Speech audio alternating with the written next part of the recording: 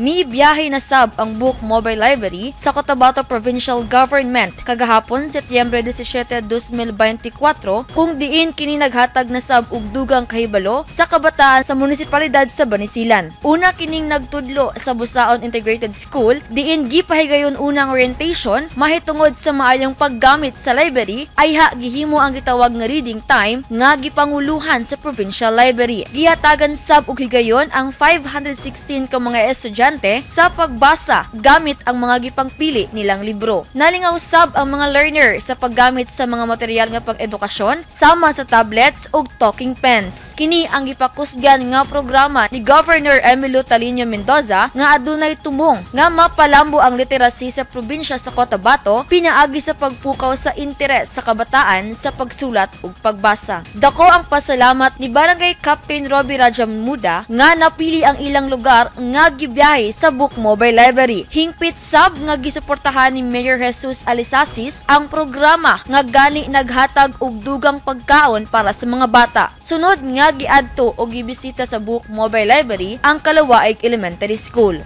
Shiny Bulyaser, Newsline Philippines, stay safe!